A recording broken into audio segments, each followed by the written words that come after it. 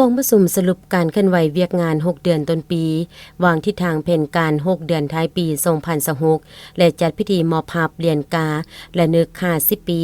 วันสถาปนาสาธารณรัฐประชาธิปไตยประชาชนลาวกองกวดการทรัพยากรธรรมชาติและสิ่งแวดล้อมได้จัดขึ้นในตอนบ่ายของวันที่7กรกฎาคม2026อยู่ที่ห้องประชุมของตนโดยการเป็นประธานของทานพันลอนแก้ววิเศษห้องหัวหน้าแผนกกสิกรรมและสิ่งแวดล้อมแขวงมีแขกรับเชิญแผนกการกองกวดการเข้าร่วมทานไผ่เดชพันธวงศ์หัวหน้ากองกวดการทรัพยากรธรรมชาติและสิ่งแวดล้อมได้ผ่านทางบทสรุป6เดือนต้นปีและทิศทางแผนการ6เดือนท้ายปี2026ซึ่งได้ยกให้เห็นผลงานการเคลื่อนไหวที่ต่างหน้าและมีประสิทธิผลในระยะผ่านมาผลเด่นด้านการคุ้มครองและกวดกา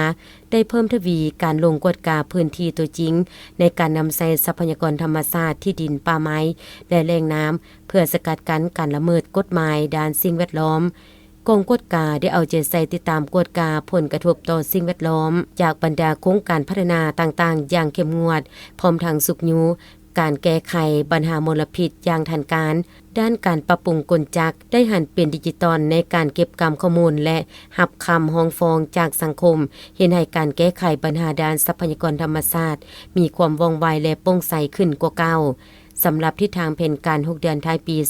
2026เน้นใส่การบังคับใช้กฎหมายอย่างเข้มงวดเพิ่มความเข้มงวดในการกวดกาและนำใช้มาตรการต่อผู้ละเมิดกฎหมายว่าด้วยทรัพยากรธรรมชาติและสิ่งแวดล้อมอย่างเด็ดขาดการหันเป็นทันสมัยสืบต่อพัฒนาระบบพื้นฐานข้อมูลและเครื่องมือเทคโนโลยีเข้าในการติดตามกฎกาผ่านดาวเทียมและระบบเตือนภัยสิ่งแวดล้อมการสร้างจิตสำนึกเพิ่มทวีการเผยแพร่ข้อมูลข่าวสารและสร้างการมีส่วนร่วมของชุมชนในการปกปักรักษาสิ่งแวดล้อมและนำใช้ทรัพยากรแบบยืนยงแนวเกิดอันสง่าราศีนี้ทานพันลอนแก้ววิเศษต่างหน้าให้คณะภาคแผนกกสิกรรมและสิ่งแวดล้อมแขวงยังได้ให้เกียรติประดับเหรียญกาละนึก50ปี